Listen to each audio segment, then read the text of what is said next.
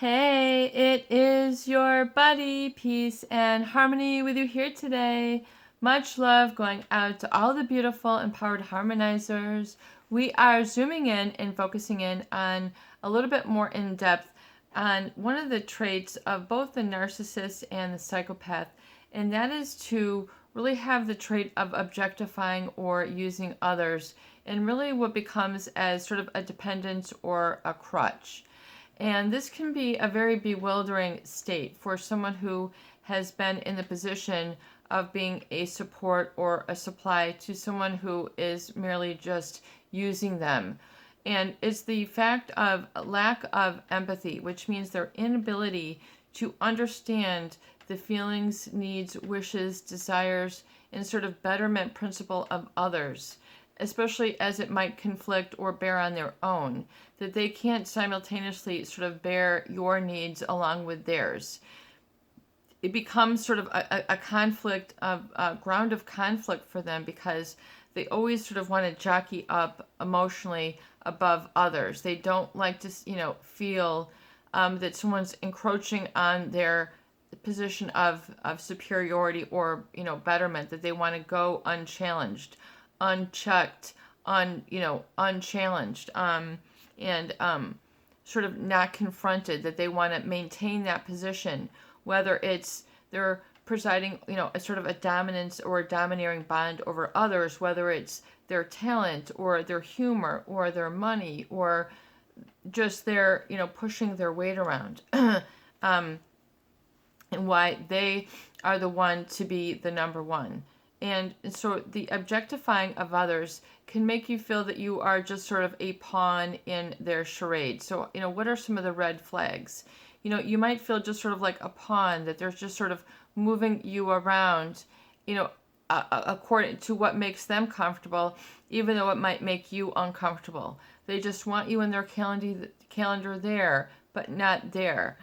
They want you to, be here for something, but not something else. So it's just sort of this feeling of being managed and then ultimately controlled, that you're not getting equal say, equal representation, equal airtime, equal attention. It feels that that you're supposed to then put them first, that this is sort of an unspoken rule of the relationship. And a lot of people then accept that because they feel, well, it would be the natural, normal, or the good person to, this is what a good person would do. And it really becomes self-negating and self-denying when you're in a relationship where you're sort of used as a prop. It can feel very isolating, that you're sort of not, you don't have any passion, any desire, any I am, that they don't really, you feel that they might not really know you then if you're being objectified. They don't really get you. They don't really see eye to eye, heart to heart, belly to belly, toe to toe. They're, you're sort of displaced to a position of being dehumanized, feeling sort of inhuman and not feeling very comfortable in your own skin, not feeling that you are at the age appropriate level that you are, that, you're forced to grow up. If this happened during your childhood, and I know we've had a lot of people who have been asking to do videos on, if these people are specifically your parents or, a coworker, so we can definitely do those video specifics. However, we're talking just strictly, over a blanket topic of just sort of that objectifying feeling and the red flags, and, just sort of, on that you can feel just sort of very dehumanized. So feeling that you're just sort of in the relationship, but not in the relationship. And then all of a sudden, as that, progresses, that you're sort of missing something. And then the need to feel that you have to go on, even though you're missing something. And it's hard to put a finger on, but yet it's very vital, it's very integral, it's getting your attention. Something is awry, but you must press on in order, to just function or maintain a certain civility in the relationship. And they certainly might point it out to you or not point it out to you, but it will leave you feeling confused and sort of half in the relationship, or half a man, half a woman, just sort of not all there. But it's not, attention deficit disorder. It's just there's a certain part of you within that, because of sort of being objectified, being sort of part of you being ignored. It's like my dentist used to say, ignore your teeth and they'll go away. It's like if you are ignored, if those feelings within you are ignored, then eventually they'll go away. They'll treat it as if they don't exist. They're not relevant. They're not real. And so people have this sort of feeling of unreality in a relationship with these people because of this objectified treatment. And I would say the younger that someone is objectified, the more influence or effect it's going to have on their development. Because you just feel kind of like a stand-in. You feel like just sort of an observer. You feel like on the sidelines, and that you're not in the court. You're not in the game quite, but you know that you're in the game, but you don't quite get your role. So you might have to observe quite a bit. Things might feel off. You might struggle for a group to identify with because you've been sort of labeled as sort of on the, related to only on a very superficial level. So then, you might get then, the projection comments from the narcissist, you're fake, or, they'll just only compliment you sort of on your outer appearance all the time. Things feel very superficial. They, always joking, always, not taking things very seriously. And eventually, it has to weigh out. So you feel a degree of seriousness or honesty in the relationship. You can't play forever. The gaminess will wear you out. And it also make you feel that, are you winning or are you losing on a constant frame of self-judgment and scrutiny. And then, always on sort of this trial, am I in, am I out? Is this the honest thing to do? Is this the dishonest? It goes, it'll keep you in that sort of feeling always under the, being judged, just sort of, judge and jury all the time, So it becomes a very weighty relationship. And then a lot of people then mistake this weightiness for importance or long-standing or significant, that it's really where their life is supposed to hold, and they kind of are at that crossroads.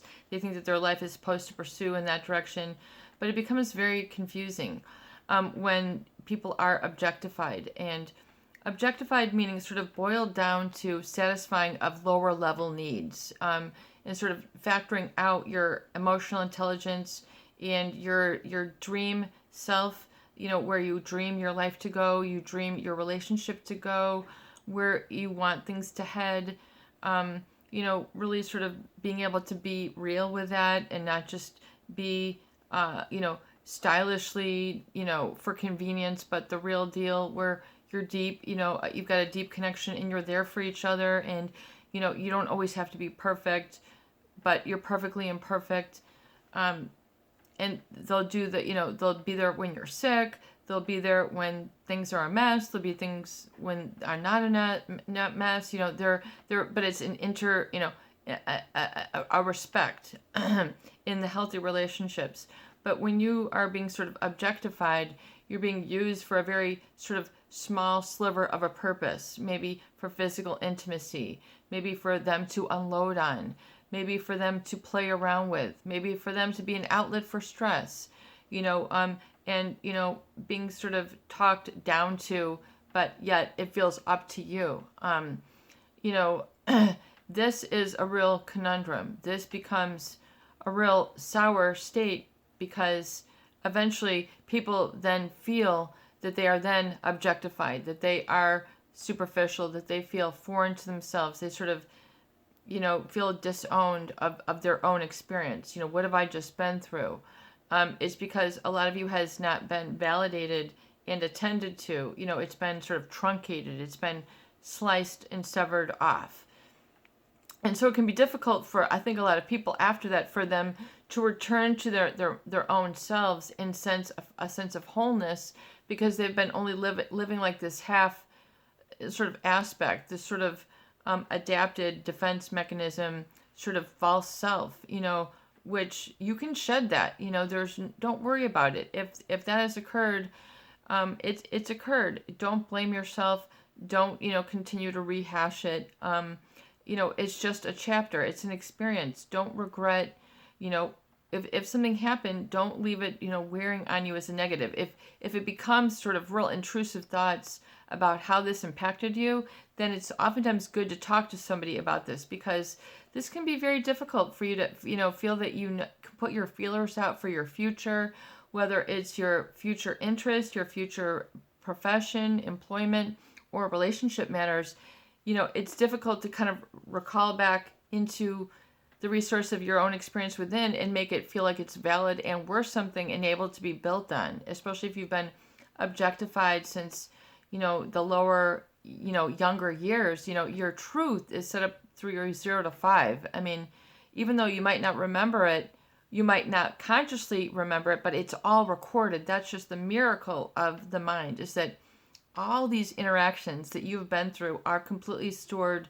And when you're very relaxed, they might sort of pop up in your mind, and you can kind of replay them in your memory and then let them go. Those are oftentimes brought to mind because they're highly emotionalized experiences, or something was highly emotionalized there for you to learn from. And then your I am, your definition of yourself, was sort of derived from that experience. That's why you might have these events play over and over in your mind. And a lot of these might be that of being objectified, or seeing sort of very superficially, sort of being that you're just sort of able to be walked through, that they sort of look through you as if you're not there. This can breed a whole host of anxiety disorders, generalized anxiety disorders, dissociative states, just sort of, feeling that you're not integrated within, you're not sort of, 2 feet don't go in the same direction, or you might sort of have these sort of, polar opposite I want to do this, but then I really feel like I want to do that. And then, conflicting or cognitive dissonance, and then wanting one thing and acting another. That's cognitive dissonance that can result of being sort of objectified in relationships, not knowing sort of which shoulder to listen to. Am I listening to the good guy or the bad guy? Which is the good, which is the bad? And then it gets all, mixed up, confused, and muddled. And it can be very unpleasant. So, this is just one of the factors of what it feels like, but your humanity, your feeling of your being back to yourself can be restored. I feel like myself again, or I feel like I'm supposed to be.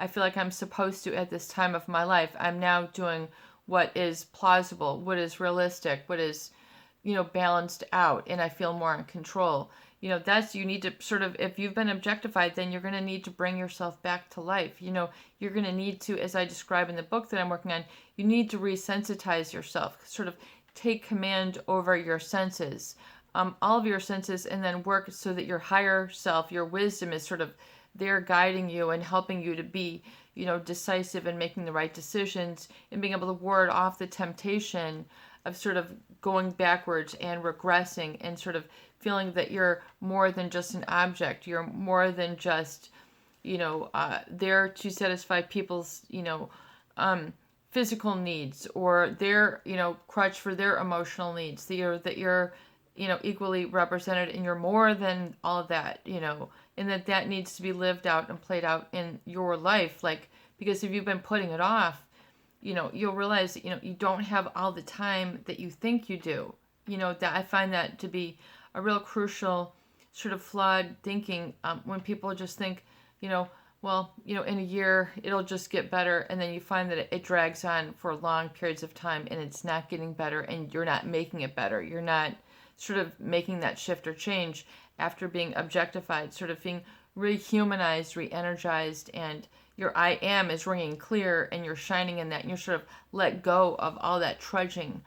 And a lot of that is built on because of living in that objectified state, with narcissists who will treat others as if either, they just don't want to pull them up from their bootstraps. They don't want to show them how. They don't want to allow that aspect of, the communication to enter into the relationship. It can be very forbidding, and it can make future relationships very forbidding. So begin to, have empathy and compassion for yourself, and say, wow, I realize this is why it's been so difficult for me to have a sense of I am, and security, and strength, and one of happiness, because of a lot of this has been I've been sort of misidentified with. I've been treated with some sort of form of objectification, or for another's needs and not my own. And this is why this feeling is this way. And then now I know how to restore my I am, is by acknowledging that this is oftentimes a spin-off of how those relationships will make people feel. So you need to resensitize yourself, come back to your I am, come back to your own, heart center, and align your focus and, what you focus in on what is in your best interest, sort of champion that, and to be sort of very empathetic with yourself and gentle, and so that you can guide yourself into sort of epiphanies and realizations that you are feeling, you are sentient, and that it's okay to receive and be vulnerable, and then accept help in relationships. And so it can be restored to more of a functional, feel-good type of relationship versus one that's based on superficiality, pretending as if, appearing as if, being, putting on the charade, the show, or that superficial, empty, vapid type of relationship that narcissists and psychopaths can be known for. And, to realize that if you felt this sort of dissociation, hurt feelings, betrayal, it's oftentimes because they just sort of will, minimize other people's viewpoints in the relationship. They don't get involved. They don't help, the relationship does not live there. And it oftentimes doesn't live there with other people. So don't hold this against yourself. It's just how they relate. But now you can champion your own strength moving forward, meaning, hey, I do want a different type of lifestyle as I feel regarding my connection with myself and others. I do want to be more in depth. I do want to have stability. I do want to have security. I do want to have serenity. I do want to have interdependence. I don't want to have someone just depend on me, or likewise just have a dependent relationship. We want to be on the next level, and to realize, hey, then, you won't settle for being objectified. You won't settle for that type of treatment. So know it now and moving forward, that oftentimes that is the aspect of the relationship that's caused the effect of feeling some of those uncomfortable feelings that we've discussed here in the video. It is your buddy, Peace and Harmony, with you here today. I hope that the videos do help. Please share, subscribe, and please join the new Peace and Harmony memberships for more great tools, videos, discussion, workshops, and support. Have a beautiful day.